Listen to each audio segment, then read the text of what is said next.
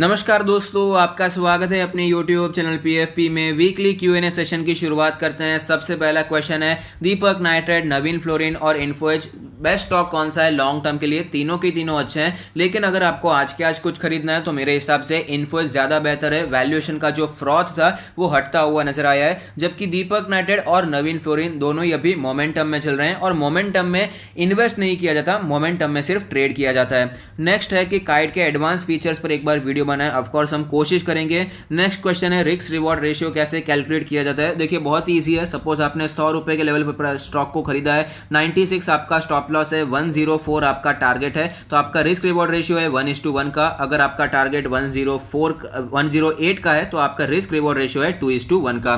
Trailing stop loss कैसे लगा है स्विंग ट्रेडिंग में? स्विंग ट्रेडिंग में मैं आपको ये सजेस्ट नहीं करूंगा, क्योंकि स्विंग ट्रेडिंग में हमारे जो प्रॉफिट होते हैं छोटे होते हैं, 3, 4, 5%, 6% का प्रॉफिट होता है। वहां पर स्विंग ट्रेडिंग में आपको ट्रेलिंग स्टॉप लॉस की जरूरत नहीं है। लेकिन अगर आप पोजिशनल ट्रेडिंग करते हैं जहां पर आपका टारगेट 15%, 20% होता है, तो वहां पर आप ट्रेलिंग स्टॉप लॉस लगा सकते हैं। हेलो सर, अनुपम रसायन इज कंटिन्यू अपवर्ड साइड। तो यहाँ पर देखिए 20 डेज के मूविंग एवरेज पर वो सपोर्ट लेता है, वहां पर खरीदारी के बारे में आप सोच सकते हैं। सेक्टोरल रोटेशन कैसे आइडेंटिफाई करें? जैसे कि फिलहाल शुगर में चल रहा है, मेटल में चल रहा है, तो यहाँ पर इसका कोई पर्टिकुलर इंडिकेटर नहीं है, लेकिन जनरली मैंने देखा है जब इकोनॉमी में रिकवरी हो रही होती है तब मेटल सेक्टर स्पेशली बहुत ही अच्छा परफॉर्म करता है। मैं मार्केट क्रैश के बाद की रिकवरी की बात नहीं कर रहा, मैं इकोनॉमी की रिकवरी की बात कर रहा हूँ। तब यहाँ पर मेटल सेक्टर आपको बहुत ही अच्छा परफॉर्म करता हुआ नजर आता है। बाकी छोटे सेक्टोरल रोटेशन आपको ईजिली आइडेंटिफाई कर पाएंगे। सपोज अभी ऑटो सेक्टर बहुत ही ज़्यादा ऊपर है, तो आपको मालूम पड़ेगा कि एफएमसीजी इतना ज़्यादा अच्छा परफॉर्म नहीं करेगा, क्योंकि एफएमसीजी डिफेंसिव है। अभी फिलहाल ऑटो सेक्टर में पैसा जा रहा है, या फिर बीएफएसआई सेक्टर ऊपर हो सकता है, लेकिन जब वहां पर करेक्शन आता है तो एफएमसीजी में आपको अपवर्ड मूवमेंट दिखाई पड़ता है। ये आपको इजीली टेक्निकल इंडिकेटर्स के मदद से पता चल जाएगा। Your views on MCX, camps and महानगर गैस, तीनों के तीनों शेयर्स बहुत ही अच्छे हैं लॉन्ग टर्म के लिए। अगर एक्यूमुलेट करना चाहें तो एमसीएक्स, महानगर गैस मेरे हिसाब से अच्छे वैल्यू पर है। कैम्स में थोड़ा सा करेक्शन और दिखाई पड़ सकता है। Provide information about Telegram private group, तो आपको डिस्क्रिप्शन बॉक्स में उसकी लिंक मिल जाएगी कि प्राइवेट ग्रुप कैसे ज्वाइन करना है, और साथ ही साथ आपको यह भी पता चल जाएगा यूट्यूब मेंबरशिप और टेलीग्राम मेंबरशिप में डिफरेंस क्या है। Escort support buying levels please based on इधर रिसेंट रिजल्ट्स। तो रिजल्ट्स तो अच्छे देखने को मिले मेरे हिसाब से, लॉन्ग टर्म के लिए शेयर भी बहुत ही अच्छा है। करंट मार्केट प्राइस पे भी खरीदना चाहे तो खरीद सकते हैं, लेकिन अगर आपको एकदम अच्छे प्राइस पे कंजर्वेटिव लेवल पे खरीदना है तो मेरे हिसाब से 1050 का लेवल एक बहुत ही अच्छा लेवल है। कंजर्वेटिव की बात कर रहा हूँ, इसलिए अगर आप खरीदना चाहें तो अभी करंट मार्केट प्राइस पे थोड़ा सा एक्यूमुलेशन किया जा सकता है। I want to add VBL for long term. VBL add करना चाहते हैं, 950 का लेवल, 940 का लेवल एक अच्छा लेवल है।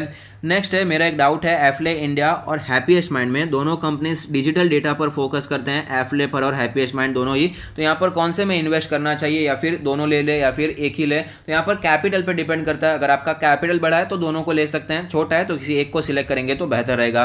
बर्जर पेंट लॉन्ग टर्म के लिए कैसा है? बहुत ही अच्छा स्टॉक है। बाइंग लेवल के बारे में बात करें तो फिलहाल एकदम रेजिस्टेंस पे चल रहा है। यहाँ पर फिलहाल थोड़ा सा ऊपर जाएंगे तो आपको रेजिस्टेंस ही मिलेगा। लास्ट ट्रेडिंग सेशन का आप डेटा देखेंगे तो आपको पता चलेगा ऊपर के लेवल से प्राइस रिजेक्शन भी देखने को मिला है, तो देखने वाली बात है। अगर ब्रेकआउट होता है तो खरीदने के बारे में सोच सकते हैं, वरना नीचे के लेवल पे आपको मिल सकता है। Which is best small cap fund? मैं पर्सनली स्मॉल कैप फंड में निवेश करना पसंद नहीं करता, मैं सजेस्ट भी नहीं करता, क्योंकि ये स्मॉल कैप फंड है। Small cap fund large cap fund से अलग होता है। लार्ज कैप में ज्यादातर कंपनीज फंडामेंटली स्ट्रांग होती है, लेकिन स्मॉल कैप में ज्यादातर companies fundamentally not so strong होती है। तो यहाँ पर आप निवेश ना करें तो ही बेहतर है, और पर्टिकुलरली ढूंढ लीजिए कि मुझे ये स्मॉल कैप पसंद है और उसमें डायरेक्टली निवेश करने पर आप फोकस कर सकते हैं। दीपक नाइट्राइट का जीटीडी बाय ऑर्डर किस लेवल पे लगा है? तो यहाँ पर देखिए एकदम फुल ट्रेंड में चल रहा है, 1680 के आसपास एक इंपॉर्टेंट सपोर्ट बनकर आता है। नेक्स्ट है, holding Naukri 4500 C at 142, HDFC bank 1420 C at 28, Infosys 1340 C 20 for May expiry. तो यहाँ पर मैं अज्यूम कर रहा हूँ कि आपने ये सब ट्रेड खरीद कर रखे हैं, ऑप्शन को बाय किया है। तो नौकरी तो देखिए फिलहाल यहाँ पर थोड़ा सा वीक दिखाई पड़ता है, बाउंस बैक आता है तो अभी अच्छी बात है, लेकिन फिलहाल तो वीक चल रहे हैं, उसमें कोई डाउट नहीं है। एचडीएफसी बैंक भी वीक चल रहा है, इन्फोसिस भी हमें फिलहाल वीक होता हुआ नजर आता है। तो यहाँ पर एग्जिट करेंगे तो मेरे हिसाब से बेहतर रहेगा, क्योंकि टाइम डीके भी जल्दी होता जाएगा। Your views on Tata steel for long term, तो यहाँ पर टाटा स्टील या फिर कोई भी मेटल स्टॉक में ज़्यादा लॉन्ग टर्म के लिए सजेस्ट नहीं करता हूँ। यहाँ पर पोजिशनल ट्रेडिंग कीजिए, यहाँ पर जब तक वो साइकिल चल रही है चलने दीजिए, प्रॉफिट को एंजॉय कीजिए। हमने एकदम 300 के भी नीचे खरीद कर रखा है। 280 हमारे शुरुआत की वीडियो आप देख सकते हैं, 280 के लेवल पर सजेस्ट किया था, क्योंकि मुझे पता था कि यहाँ पर अभी रिकवरी जब भी आएगी तो ये सबके सब स्टील स्टॉक मेटल सेक्टर में भागते हुए नजर आएंगे। लेकिन अभी ओवर वैल्यूएशन हो चुका है और ये कोई बता नहीं सकता कि और कितना ऊपर जाएगा, लेकिन इस लेवल पर अगर आप इन्वेस्ट करते हैं तो वो बहुत ही ज्यादा रिस्की हो जाएगा। ट्रेड करते हैं तो अपना स्टॉप लॉस टारगेट फिक्स रखिए, लेकिन इन्वेस्ट करना है इस लेवल पर बहुत ही ज्यादा रिस्की हो जाता है। आप क्रिप्टो में इन्वेस्ट करना चाहते हैं, आप उतना ही अमाउंट लगाना चाहते हैं जितना आप खोने के लिए तैयार हैं, तो देखिए मुझे तो कुछ खास पसंद नहीं है क्रिप्टो में इन्वेस्ट करना, मुझे खास पता भी नहीं है कि सर्विस प्रोवाइडर कौन से हैं, तो आप प्लीज़ गूगल पे देख लीजिए, क्योंकि मैंने यहाँ पर जितना रिसर्च किया क्रिप्टो से रिलेटेड मुझे इतना पता चला है कि इलॉन मस्क जो भी ट्वीट करते हैं उसके ऊपर चलता हुआ नजर आता है। तो इस ऐसे एसेट में इन्वेस्ट करने का कोई मतलब नहीं है जो कि इतना ज़्यादा स्पेक्युलेटिव हो नेचर में, एक ही दिन में 30% क्रैश हो सकता है, तो ऐसे में इन्वेस्ट करने का कोई मतलब नहीं बनता है। L&T बाइंग लेवल्स, तो अभी रिजल्ट्स आए हैं, रिजल्ट्स कैसा देखते हैं। अभी रिजल्ट्स आए, उसका रिएक्शन अभी मंडे को ही देखने को मिलेगा, उसके हिसाब से आप खरीदारी के बारे में सोच सकते हैं। ब्रेकआउट के लेवल पर खड़ा है, तेजी आती है तो खरीदने के बारे में सोच सकते हैं, अगर गिरावट आती है तो 5% की गिरावट के बाद एक अच्छी वैल्यू एमर्ज होती है। Your views on Renuka sugar, तो देखिए शुगर सेक्टर पूरा का पूरा यहाँ पर आपको साइक्लिकल सेक्टर है, वहाँ पर आपको वैसे इन्वेस्ट नहीं करना होता, ट्रेड कीजिए, नीचे मिला खरीद लिया, साइकिल में जोर आया तो वहाँ पर बेच दिया, उस हिसाब से करना चाहिए। एंटनी वेस्ट एक ओके शेयर है। प्रकाश पाइप्स के बारे में बात करें तो ये एक डिसेंट बेट लगता है लॉन्ग टर्म के लिए। एनसीसी के बारे में बात करें तो एनसीसी मैं यहाँ पर पर्सनली अवॉइड करने की कोशिश करता हूँ। कंस्ट्रक्शन में इंफ्रा में L&T में निवेश करना मैं पर्सनली बेहतर समझता हूँ। LTI सेल 3300 जुलाई पी, व्हाट डू यू थिंक, तो ओवरऑल मुझे लगता है कि जुलाई का आपने बेचा है तो शायद नीचे आ भी सकता है। अभी करंट मार्केट प्राइस जो लेवल चल रहा है वो एक इंपॉर्टेंट लेवल है, अगर यहाँ पर सपोर्ट ले लेता है तो हमें अच्छा बाउंस बैक दिखाई पड़ सकता है, लेकिन अगर ये सपोर्ट नहीं लेता है तो वापस आपको गिरावट भी दिखाई पड़ सकती है। जुलाई का आपने सेल किया है तो देखना पड़ेगा, जुलाई तो अभी बहुत देर है, आपको हमेशा जो करंट एक्सपायरी चल रही है वहीं पर ट्रेड करना चाहिए, और अगर आप जा भी रहे हैं आगे तो नेक्स्ट एक्सपायरी तक जाना चाहिए। स्पेशली जो स्टॉक ऑप्शंस होते हैं वो तो बहुत ही दूर के होते हैं, 1 महीने की एक्सपायरी होती है, तो वहाँ पर आप कोशिश कीजिए कि जो एक्सपायरी चल रही है उसी में ट्रेड कीजिए, वहाँ पर आपको वॉल्यूम भी ज़्यादा मिलेगा। KEI is not moving since past 7 months, क्या करे, शुड आई होल्ड और एग्जिट। लॉन्ग टर्म के लिए लिया है तो देखिए होल्ड कर सकते हैं, अच्छी कंपनी है। शॉर्ट टर्म के लिए तो आपका जो भी स्टॉप लॉस है, टारगेट है, उसे फिक्स रखिए, उसमें कोई चेंज करने की जरूरत नहीं है।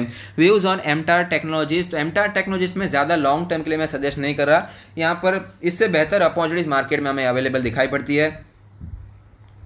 आपका एक्सपोजर बैंक्स और फाइनेंस शेयर्स में ज़्यादा है तो वहाँ पर आप एक्सपोजर कम कर सकते हैं, पार्शियली प्रॉफिट बुकिंग कर सकते हैं। गिरावट में स्विंग ट्रेड जैसे ICICI और L&T में क्या करना चाहिए, बने रहना चाहिए या प्रॉफिट लॉस लेके निकल जाना चाहिए। जो आपका टारगेट है और स्टॉप लॉस है उसे फॉलो करना चाहिए। गिरावट होती है तो स्टॉप लॉस आएगा एट लास्ट, और ज़्यादा से ज़्यादा क्या लॉस हो जाएगा, स्टॉप लॉस पे निकाल देना है और प्रॉफिट पे, टारगेट पे आपको प्रॉफिट बुक कर लेना है। बीच में जो होता है उससे हमारा मतलब नहीं होता, हमें टारगेट और स्टॉप लॉस को फॉलो करना चाहिए।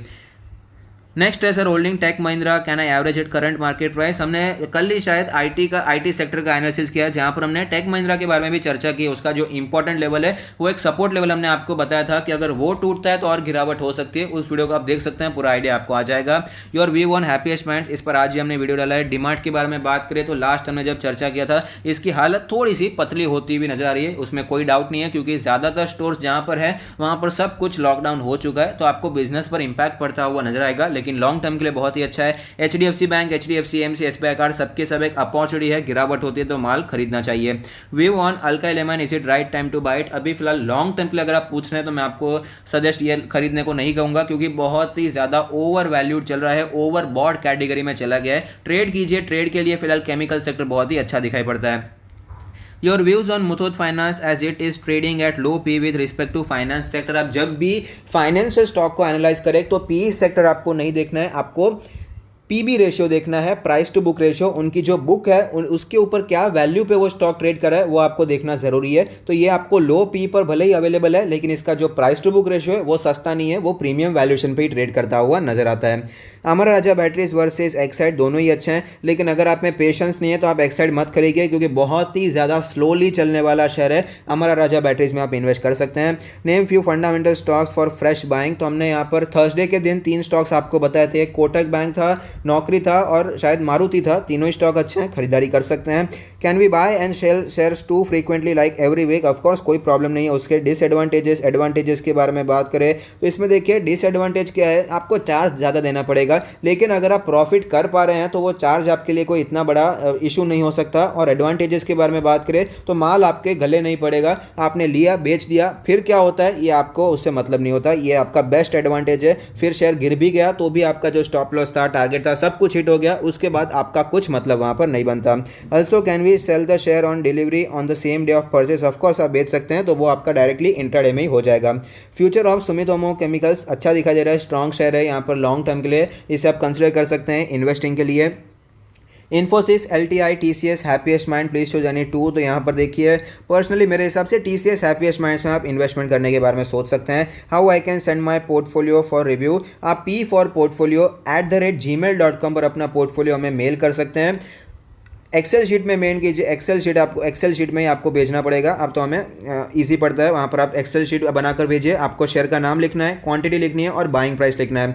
नेक्स्ट है Tata chemicals, Amara Raja batteries, tech Mahindra, please suggest buying levels. Tata chemicals तो फिलहाल थोड़ा सा वीक चल रहा है, टेक्निकली अगर स्ट्रांग नहीं होता है तो फिलहाल उससे दूर रहना चाहिए, क्योंकि जब इतनी तेजी आती है ना स्टॉक एकदम डबल ट्रिपल हो जाता है, उसके बाद अगर स्टॉक टेक्निकली वीक होता है तो जल्दी से वो उधर से निकल नहीं जाएगा और फिर से तेजी नहीं आएगी, वो हमें 2-3 महीने तक वीक रहता हुआ नजर आ सकता है। अमर राजा बैटरीज में आप करंट मार्केट प्राइस पे भी इन्वेस्ट कर सकते हैं। टेक महिंद्रा के बारे में हमने ऑलरेडी चर्चा कर ली।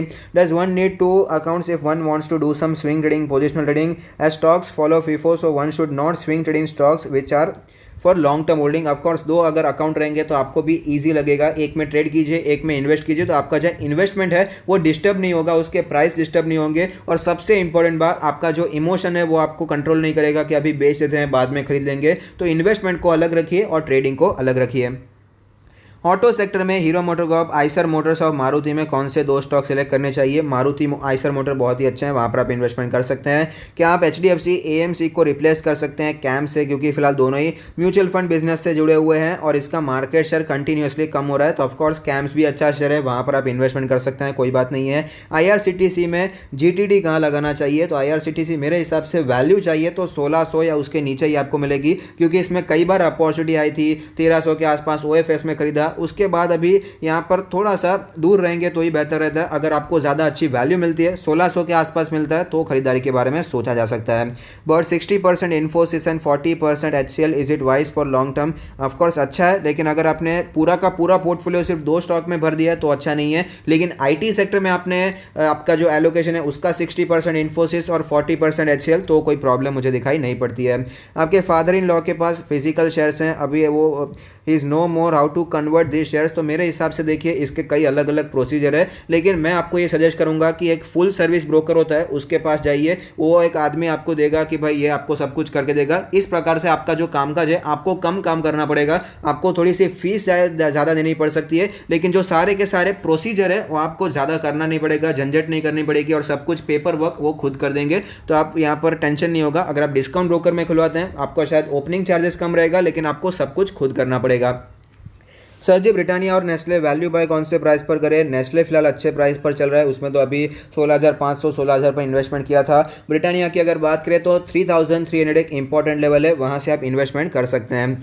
वे on Vinati Organics result not that strong, तो देखिए विनाती ऑर्गेनिक लॉन्ग टर्म के लिए अच्छा है, कंटिन्यू करते जाइए। एम्बर 2990 में 100 शेयर लिया है, क्या करे समझ में नहीं आ रहा है। तो आपने जो भी लिया है, जो समझ कर लिया है, आपने कुछ सोच समझ कर लिया होगा कि शॉर्ट टर्म के लिए लिया है तो ये टारगेट है, ये स्टॉप लॉस है, बस वो फॉलो कीजिए। अगर आपने लॉन्ग टर्म के लिए लिया है तो भी आपने कुछ सोच समझ कर लिया होगा कि लॉन्ग टर्म में शेयर हमें अच्छा परफॉर्म करता हुआ नजर आ सकता है, तो बस ये कंटिन्यू करते जाइए, इसमें ज़्यादा घबराने की जरूरत नहीं है। Buying level of India mart infos अभी भी खरीद सकते हैं। Way on HDFC AMC as this is recently underperforming, even this is recent news that SBI ICICI are in top 2 position.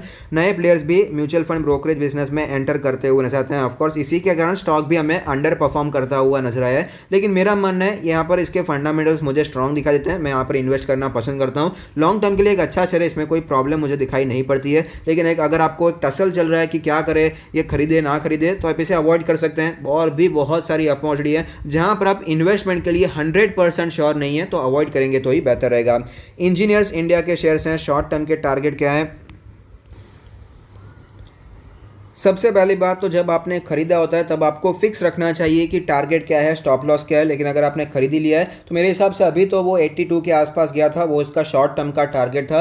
अभी अगर तेज़ी कंटिन्यू रहती है तो आपको 85 88 के लेवल भी दिखाई पड़ सकते हैं। टाटा एलेक्सी बाइंग लेवल्स के बारे में बात करें तो फिलहाल ही वो 20 डेज़ के मूविंग एवरेज के आसपास आता हुआ नजर आता है। तो जो एग्रेसिव है यहाँ पर इन्वेस्ट करने के बारे में सोच सकते हैं। लेकिन मेरा मानना है इन्वेस्टिंग हमेशा वैल्यू देखकर होती है, और फिलहाल जो टाटा एलेक्सी है ट्रेंड में चल रहा है, मोमेंटम में चल रहा है, तो वहाँ पर ट्रेड करना मेरे सबसे ज़्यादा बेहतर है। आप एक सीनियर सिटीजन है, आपके पास डिस्पोजेबल अमाउंट है 6 लाख का, आप 5,000 मंथली कमाना चाहते हैं, लॉन्ग टर्म के लिए जाए या फिर स्विंग ट्रेडिंग करें। तो देखिए लॉन्ग टर्म के लिए जाएंगे तो आपको वैसे भी कोई पर मंथ कुछ इनकम मिलने वाला नहीं है, आपकी वेल्थ क्रिएट होगी, यहाँ पर आपको कोई इनकम नहीं मिलेगी। लेकिन स्विंग ट्रेडिंग करेंगे तो आपकी इनकम भी जनरेट हो सकती है। तो अगर आपको ये इनकम जनरेट करनी है तो आपको ट्रेडिंग ही करनी पड़ेगी, चाहे वो स्विंग ट्रेडिंग हो, इंट्राडे ट्रेडिंग हो, पोजिशनल ट्रेडिंग हो, ऑप्शन ट्रेडिंग हो, फ्यूचर ट्रेडिंग हो, जो भी हो, लेकिन ट्रेडिंग करना पड़ेगा। नेक्स्ट है buying levels of Pidilite, Polycab, Phillips Carbon. Pidilite industry और फिलिप्स कार्बन फिलहाल ऊपर के लेवल पर बहुत ही स्ट्रॉन्ग रेजिस्टेंस फेस कर रहे हैं, तो देखना पड़ेगा, थोड़ा सा वेट करेंगे तो मेरे हिसाब से आपको अच्छे प्राइसेस भी मिल सकते हैं। पॉलीकैप के बारे में बात करें तो पॉलीकैप फिलहाल तो देखिए एकदम उसके रिजल्ट्स भी अच्छे देखने को मिले, जिसके कारण स्टॉक भागता हुआ ही जा रहा है। लेकिन यहाँ पर आपको करेक्शन दिखाई पड़ सकता है। मैं पर्सनली भी यहाँ पर ज़्यादा एक्यूमुलेट करना चाहता हूँ, 800 के बाद ज़्यादा यहाँ पर मौका नहीं मिला है। लेकिन यहाँ पर आपको थोड़ी सी गिरावट नजर आ सकती है क्योंकि वैल्यूएशन इसका महंगा हो चुका है और कंटिन्यूसली आपको टेक्निकली भी ओवरबॉट जोन में दिखाई पड़ता है, और ना ही सिर्फ डेली बेसिस पर, आपको वीकली बेसिस पर भी है टेक्निकली ओवरबॉट दिखाई देगा। तो यहां से आप थोड़ा सा करेक्शन एक्सपेक्ट कर सकते हैं। 1300 के लेवल पर सीएट कैसा है, एकदम अभी फिलहाल 1300 के लेवल पर बहुत ही ज्यादा इंपॉर्टेंट सपोर्ट है। 200 डेज का मूविंग एवरेज भी बनकर आता है। अगर ये सपोर्ट टूट जाता है तो तेजी से स्टॉक आपको 1200 के लेवल पर आता हुआ नजर आ सकता है। How to find out CAGR of my portfolio, तो देखिए ज़ेरोधा में आपको ऐसा कोई भी फीचर दिखाई नहीं पड़ता है जिससे आप CAGR कैलकुलेट कर पाए, ये आपको दिखाई नहीं देगा, आपको खुद ही कैलकुलेट करना पड़ेगा। There are so many good blue chip stock in market. आपको डिफिकल्ट लग रहा है कि स्टॉक को कैसे कम किया जाए, ओवर डाइवर्सिफिकेशन कैसे कम करे, तो यहाँ पर देखिए मैंने आपको ऑलरेडी एक वीडियो बना दिया है, मैंने ओवर डाइवर्सिफिकेशन कैसे अवॉइड किया जा सकता है। रिजेक्शन अपनाते जाइए, जितने अच्छे स्टॉक आपको लगते हैं सब में कोई ना कोई गलती निकालिए, रिजेक्ट करते जाइए, और जो बाकी के बचते हैं स्टॉक वहाँ पर आप इन्वेस्टमेंट करने के बारे में सोच सकते हैं। इतनी सारी अपॉर्चुनिटी है मैं मानता हूँ, लेकिन ऐसा ज़रूरी थोड़ी कि सबको लॉन्ग टर्म के लिए आपको रखना ही रखना है। एक सिलेक्ट कर लिया, उसे लॉन्ग टर्म के लिए रखिए, बाद में आपको कोई अच्छी अपॉर्चुनिटी मिलती है वहां पर खरीद लीजिए, ऊपर जाता है तो बेच दीजिए। ऐसे आपको अपॉर्चुनिटी मिस भी नहीं करनी पड़ेगी और आपका पोर्टफोलियो ओवर डाइवर्सिफाइड भी नहीं होगा। तो अगर आपको ये वीडियो अच्छा लगता है तो प्लीज कोई फीडबैक दीजिए, आपका हर एक फीडबैक हमारे लिए बहुत ही ज्यादा वैल्यूएबल है। Thank you, stay happy, happy investing.